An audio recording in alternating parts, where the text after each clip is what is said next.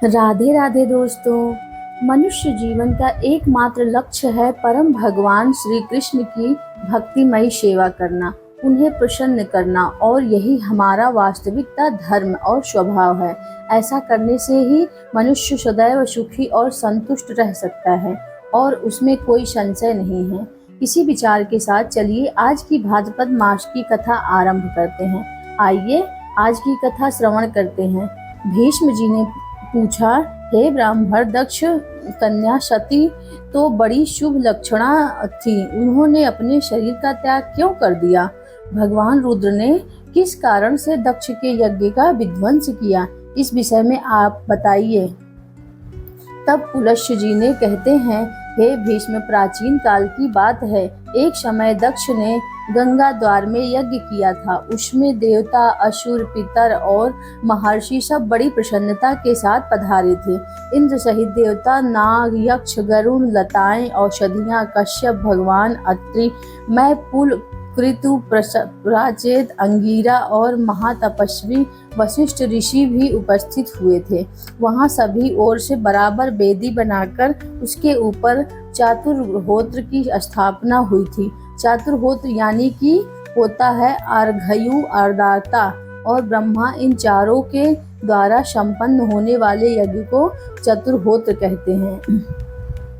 उस यज्ञ में महर्षि वशिष्ठ भी थे और अंगीरा अर्घायु थे, बृहस्पति उद्गाता थे और नारद जी ब्रह्मा हुए थे। तब जब यज्ञ कर्म आरंभ हुआ और अग्नि में हवन होने लगा, उस समय तक देवताओं के आने का क्रम जारी रहा। स्थावर और जंगम सभी प्रकार के प्राणी वहां उपस्थित थे।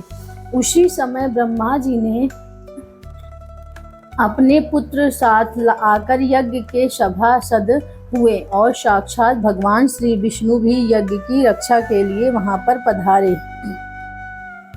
8 वसु, 12 आदित्य, दोनों अश्विनी कुमार, 29 मरुदंतगण और 14 मनु भी वहां आए थे। इस प्रकार यज्ञ होने लगा। अग्नि में आहुतियां पड़ने लगी। भक्ष और भोज्य सामग्री का बहुत ही सुंदर और भारी ठाट बाट था। ऐश्वर्य की पराकाष्ठ दिख रही थी। चारों ओर से 10 योजन भूमि यज्ञ के समारोह से पूर्ण थी। वहां एक विशाल विधि बनाई गई थी जहां सभी लोग एकत्रित थे। शुभ लक्षणा सती ने इस सारे आयोजन को देखा और यज्ञ में आए हुए इंद्र आदि सभी देवताओं को भी देखा। इसके बाद अपने पिता से विनय युक्त वचन कहने लगी। सती ने कहा, हे पिताजी, आपके यज्ञ में संपूर्ण देवता और ऋषि पधारे हैं। देवराज इंद्र अपनी धर्मपत्नी शशी के साथ ऐरावत पर चढ़कर आए हैं। पापियों का दमन करने वाले धर्मात्माओं के रक्षक परम धर्मनिष्ठ यमराज भी धूम्रा के साथ दृष्टिगोचर हो रहे हैं। जल और जंतुओं के स्वामी वरुण देव अपनी पत्नी गौरी के साथ आए हैं। यक्षों के राजा कुबेर भी अपनी पत्नी के साथ आए हैं। देवताओं के मुख्य स्वरूप अग्निदेव ने भी यज्ञ मंडप में अपना पदार्पण कर दिया है। वायु देवता ने अपने 49 गणों के साथ और लोक पावन सूर्यदेव अपने भार्या संज्ञा के साथ पधारे हैं। महान यशस्वी चंद्रमा भी सब पत्नी काय और 8 वसु, दोनों अश्विनी कुमार भी उपस्थित हैं। इसके सिवा वृक्ष, वनस्पति, गंधर्व, अप्सराएं, विद्याधर, भूतों के समुदाय, बेताल, यक्ष, राक्षस, भयंकर कर्म करने वाले पिशाच और दूसरे प्राणधारी जीव भी यहाँ उपस्थित हैं। तो भगवान कश्यप शिष्यों सहित वशिष्ठ जी, पुलस्त्य, पुल, सनक और महर्षि भूमंडल के समस्त पुण्यात्मा राजा यहाँ पधारे हैं। तो हे पिता, श्री ब्रह्मा जी की बनाई हुई सारी सृष्टि यहाँ पर आ पहुँची है, या हमारी बहनें हैं या भांजे हैं, सब के सब अपनी स्त्री, पुत्र और बांधवों के साथ उपस्थित दिखाई दे रहे हैं। आपने दान, मान और आदि द्वारा इनका सबका यथावत सत्कार किया। सिर्फ मेरे पति देव भगवान शंकर ही इस यज्ञ मंडप में नहीं पधारे हैं। उनके बिना यह सारा आयोजन मुझे सूना सूना लग रहा है। मैं समझती हूँ आपने मेरे पति को निमंत्रित नहीं किया है। निश्चय ही आप उन्हें भूल गए होंगे। इसका क्या कारण है? पिताश्री, मुझे बताइए। इस कथा को आगे बढ़ाते हुए पुलस्त्य ऋषि कहते हैं, प्रजापति दक्ष ने अपनी पुत्री सती के यह वचन सुने। सती उन्हें प्राणों से भी बढ़कर प्रिय थी। उन्होंने अपने पति के स्नेह में डूबी हुई परम सौभाग्यवती पतिव्रता सती को अपनी गोद में बिठाया और गंभीर वाणी से उसे कहने लगे, हे पुत्री सुनो, जिस कारण से आज मैंने तुम्हारे पति को निमंत्रित नहीं किया उसे मैं बताता हूँ। वे अपने शरीर में राख लपेटे रहते हैं, त्रिशूल और दंड लिए निर्वस्त्र सदा शमशान भूमि में विचरण करते हैं, व्याघ्र चर्म पहनते हैं और हाथी का चमड़ा ओढ़ते हैं, कंधे पर नरमुंडों की माला और हाथ में कटवांग लेते हैं। वे नागराज वासुकी को यज्ञोपवीत के रूप में धारण किए हुए रहते हैं। इसी रूप में वे सदा इस पृथ्वी पर भ्रमण करते हैं। इसके सिवा और भी बहुत ही ध्रुमिण कर्म हैं जो तुम्हारे पतिदेव करते हैं और वो सब मेरे लिए बड़ी लज्जा की बात है। भला इन देवताओं के साथ उस अभद्र वेश में कैसे बैठ सकते हैं? जैसा उनका वस्त्र है वैसे पहनकर वे इस यज्ञ मंडप में आने योग्य नहीं है। इन्हीं दोषों के कारण और लोक लज्जा के भय से मैंने उन्हें नहीं बुलाया। यज्ञ समाप्त हो जाएगा तब मैं तुम्हारे पति को लेकर आऊंगा। त्रिलोकी में सबसे चढ़ बढ़कर उनकी पूजा करूंगा, साथ ही तुम्हारा भी यथावत सत्कार करूंगा, इसलिए तुम्हें क्रोध या फिर खेद नहीं करना चाहिए। प्रजापति दक्ष के ऐसा कहने पर सती को बड़ा शोक हुआ। उसकी आंखें क्रोध से लाल हो गई। वह अपने पिता को निंदा करती हुई कहने लगी, हे तात, भगवान शंकर संपूर्ण जगत के स्वामी हैं।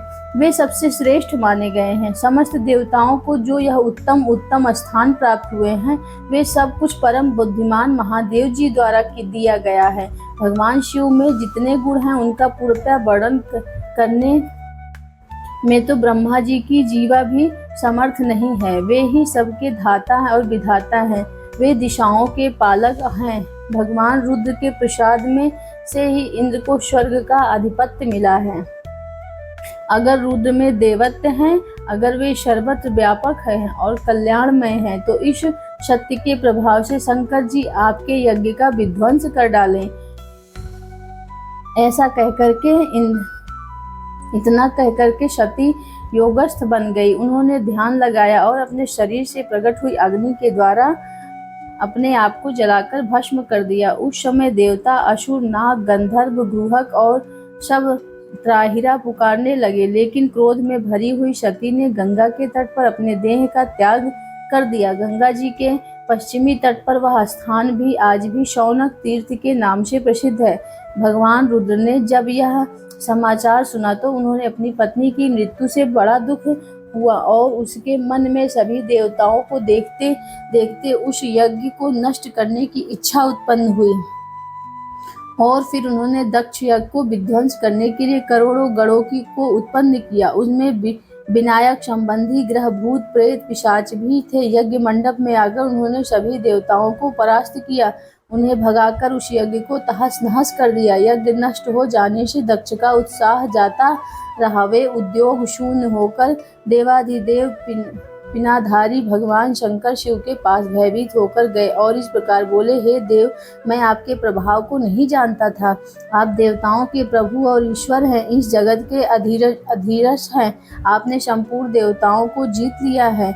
अब आप मुझ पर कृपा कीजिए और अपने गणों को लौटाइए। दक्ष प्रजापति ने भगवान शंकर की शरण में जाकर जब इस प्रकार स्तुति और आराधना की तब भगवान शिव ने कहा, हे प्रजापति, मैंने तुम्हें यज्ञ का पूरा फल दे दिया है। जाओ, तुम अपनी संपूर्ण कामनाओं की सिद्धि के लिए यज्ञ का उत्तम फल प्राप्त करोगे। भगवान का ऐसा कहने पर दक्ष ने उन्हें प्रणाम किया और सभी गणों को देखते देखते वे अपने निवास स्थान में चले गए।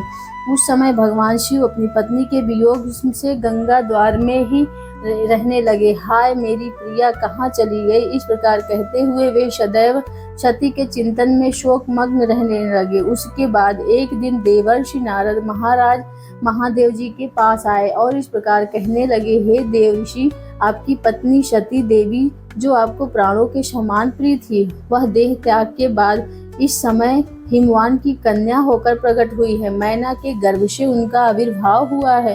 वे लोक के तात्विक अर्थ को जानने वाली थी। उन्होंने इस समय दूसरा शरीर धारण किया है।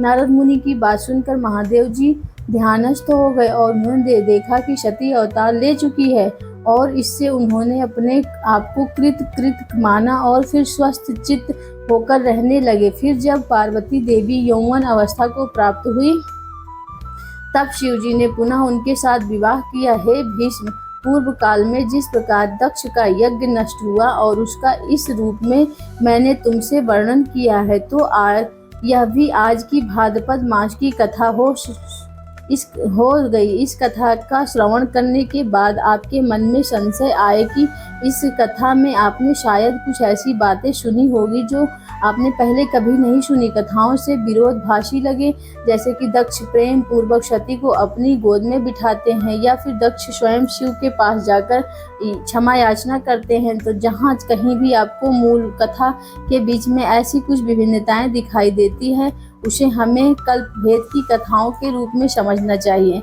अनेकों कल्प में भगवान की दिव्य लीलाएं घटित होती है और वह सभी लीलाएं एक समान होती है, लेकिन उसमें कुछ न कुछ भिन्नताएं सदैव विद्यमान रहती हैं और इसलिए भगवान की किसी भी कथा या पुराणों में कभी भी संशय नहीं रखना चाहिए। इसे कल्प भेद में घटित हुई विभिन्न लीलाओं के रूप में हमें समझना चाहिए। इसके साथ ही आज की हमारी भाद्रपद मास कथा को यहीं पर विराम देते हैं। अगली कथा के साथ हम आपसे मिलेंगे आपके अपने चैनल प्रीतिवश 999 में कल प्रातः काल इसी बेला में। तब तक के लिए राधे राधे।